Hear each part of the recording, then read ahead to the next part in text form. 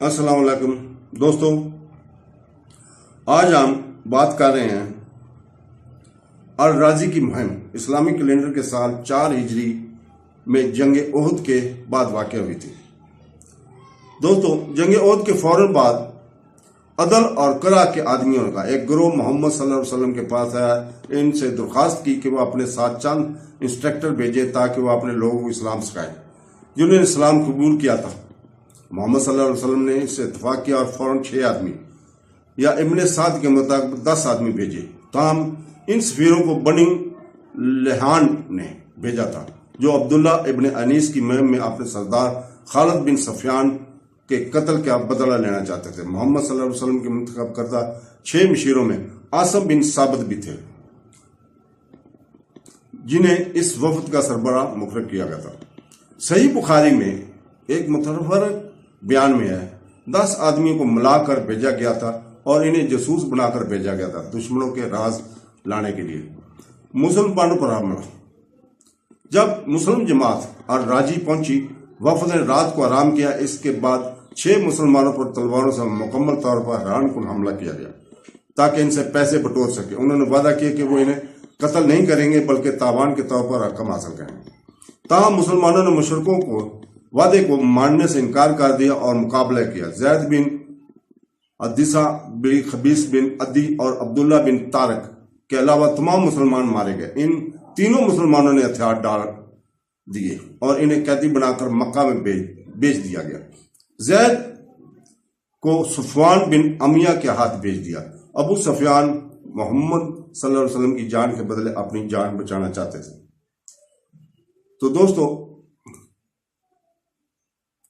ابو سفیان محمد صلی اللہ علیہ وسلم کی جان بچانا چاہتے تھے، لیکن زید کی محمد صلی اللہ علیہ وسلم سے محبت اتنی زیادہ تھی کہ وہ نہیں چاہتے تھے کہ محمد صلی اللہ علیہ وسلم کو کانٹا چبھے۔ قریش نے تینوں مسلمانوں کو قتل کر دیا۔ مسلمان عالم صفی اور رحمان مبارک پوری کے مطابق قریش نے خبیب بن عدی کو عقبہ بن حارث کے ہاتھوں سولی پر چڑھانے کا حکم دیا کیونکہ اس نے عقبہ بن حارث کے والد کو قتل کیا تھا۔ اس نے یہ بھی ذکر کیا ہے کہ زید بن عدیسنا کو صفوان بن امیہ نے خریدا تھا اور اس نے زید بن تیسا کو اس لیے قتل کیا تھا کہ اس نے اپنے والد کو میدان جنگ میں قتل کر دیا تھا۔ عاصم بن ثابت کو قتل کرنے کے بعد بزیل نے اپنا سر بیچنا چاہا۔ تب خبیب ایک قیدی نے پھانسی سے پہلے سجدے میں نماز پڑھنے کی روایت قائم کی اور رائکم کے مطابق پھر فرمایا، اے رب، انہیں ایک ایک کر کے شمار کر ان کو آخر تک ختم کر دے۔ تو دوستو، واقعہ کا سب سے عام ورژن یہ بتاتا ہے کہ بنو لحان کے مسلمانوں پر حملہ کرنے کے محرکات یہ تھے کہ بنو لحان محمد صلی اللہ علیہ وسلم کے زمانے پر اپنے سردار کے قتل کا بدلہ لینا چاہتے تھے۔ چنانچہ انہوں نے خزیمہ کے 2 قبائل کو یہ کہنے کے لیے رشوت دی کہ اسلام قبول کرنا چاہتے ہیں۔ واٹ کے یہ بھی کہا کہ محمد صلی اللہ علیہ وسلم نے جن 7 آدمیوں کو بھیجا ہے وہ محمد صلی اللہ علیہ وسلم کے جاسوس اور عرب قبائل کے انسٹرکٹر ہو سکتے ہیں۔ انہوں نے یہ بھی کہا کہ ان کے سربراہ کے قتل کی صحیح تاریخ کی تصدیق کرنا مشکل ہے۔ واٹ کا یہ دعویٰ کہ وہ جاسوس تھے اور مشنری نہیں تھے سنی حدیث کے مجموعہ صحیح بخاری میں درج ہے۔ صحیح بخاری حدیث نمبر 7۔